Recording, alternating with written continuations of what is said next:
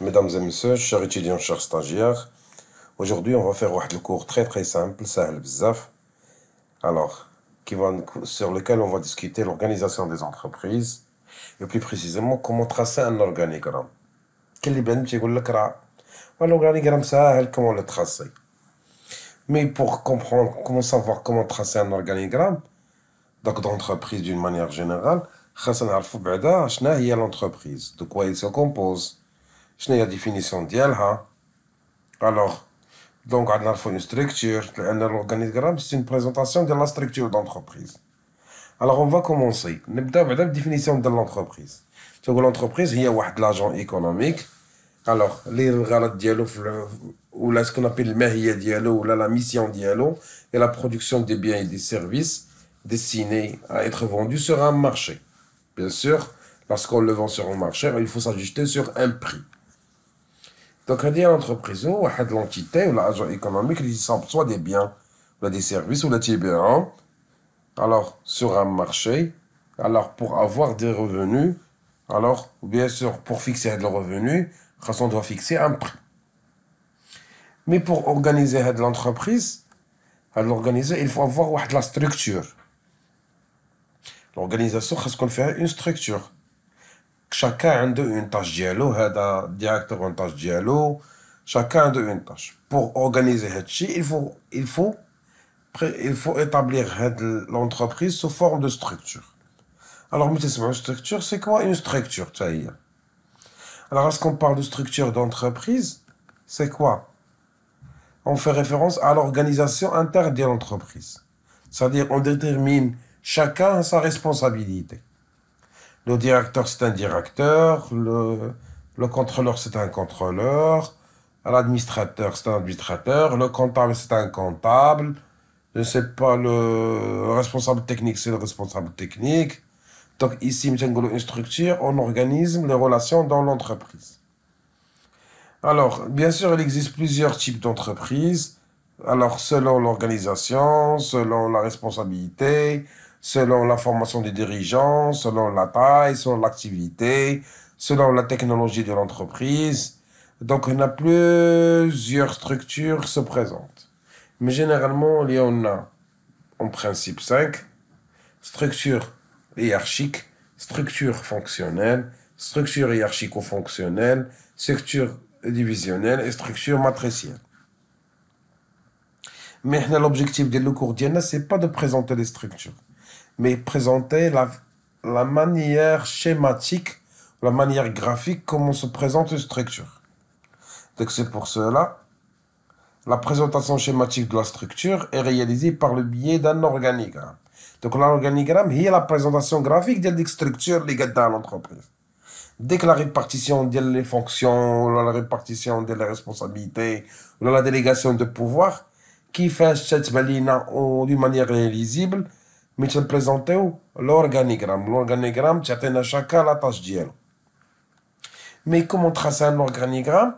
On va le voir sous forme de quoi? L'exercice FIF sur lequel on va vous montrer, c'est facile, comment dessiner, comment présenter un organigramme. Donc, on va passer pour l'organigramme. Alors, juste un petit rappel, c'est quoi l'organigramme? L'organigramme, c'est une présentation graphique ou là, d'une structure organisationnelle d'une entreprise. Donc, il illustre d'une manière les départements, les unités, les fonctions, les équipes et les relations entre les équipes. Donc, mais est-ce qu'on peut savoir comment calculer ou là, comment présenter, je m'excuse, comment présenter un organigramme? C'est l'objectif de notre séance aujourd'hui à travers l'exercice qu'on va voir maintenant. Donc, dans la société, l'entreprise Fès Vêtements décide d'étendre son activité à la fabrication des chemises. Donc, pour ce faire, une unité de production a été créée dans le quartier industriel Sidi Ibrahim. L'organisation de cette dernière est établie comme suite. Une équipe est organisée. Donc, à la tête de cette unité, il y a des sous-directeurs, assistés par un état-major, avec comprenant un staff composé de chefs de produits qui conseillent. Donc l'état-major fait des gens, des chefs de produits qui conseillent. Le sous-directeur est veillant à l'exécution des directives données. Par ailleurs, l'unité est divisée en 4 services. Qui est un service étude, service méthode, service d'ordonnancement et lancement, et service fabrication et de contrôle. Bien sûr, on a des services qui sont divisés en des ateliers de production et ateliers de contrôle. Comme travail à faire, il faut tracer l'organigramme. Et la deuxième des choses, selon l'organigramme, il faut donner c'est quel type de structure. Alors, on va commencer. Voilà l'exercice. On va lire ensemble. Donc, à la tête de cette unité est nommé un sous-directeur. Il y a la tête de l'entreprise est nommé. Alors, bien sûr, on va commencer avec l'organigramme. Alors, à la tête de structure, on a un sous-directeur. Donc, on a un sous-directeur relais à la tête. Assisté par un état-major comprenant un staff composé de 4 chefs de produits. L'état-major, elle aide le sous-directeur. L'état-major, des chefs de produits.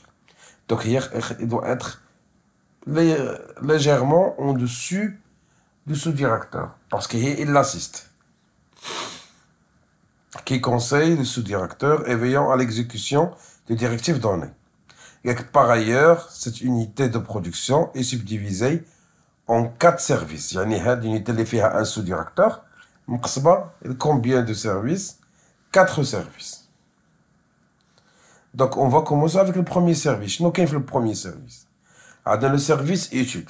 Donc, le service étude est composé d'un concepteur, le service, et de produits et de 2 subordonnés. Il y a qui chapeaute le service étude, un concepteur de produits. Mais maintenant qui est en dessus, de 2 subordonnés. On a 2 subordonnés. Donc à l'intérieur, qui chapeaute le service étude, le concepteur. Qu'est-ce qu'il aide? 2 subordonnés. Maintenant, on va passer le service méthode, qui a pour tâche de définir de la manière dont le produit sera fabriqué. Maintenant, on va passer le service ordonnancement et de lancement, responsable de la fixation des délais et qui déclenche les actions de la production et suit le déroulement. Donc, on a un service d'ordonnancement et de lancement. Et après, on a un service de fabrication et de contrôle, géré par un technicien supérieur et divisé en 2 ateliers. Il y a normalement un service de fabrication, alors qui est divisé en 2 ateliers. On va commencer par le premier atelier. Atelier de fabrication, coiffé par un chef d'atelier, il y a l'atelier de fabrication, aidé par 2 subordonnés et comprenant 12 ouvriers. Il y a l'atelier, l'effet, un chef d'atelier ou l'atelier, aidé par combien de subordonnés? Il est aidé par 2 subordonnés et comprenant 20 ouvriers, 200 ouvriers. Voilà pour l'atelier de fabrication. Alors que pour l'atelier contrôle, bien sûr, il y a un chef d'atelier ou l'atelier de contrôle. Alors, donc, une fois un chef d'atelier, on a un contrôle-maître. Il y a qui chapeau, un contrôle-maître ou un qui qabel le. Donc, ici, on a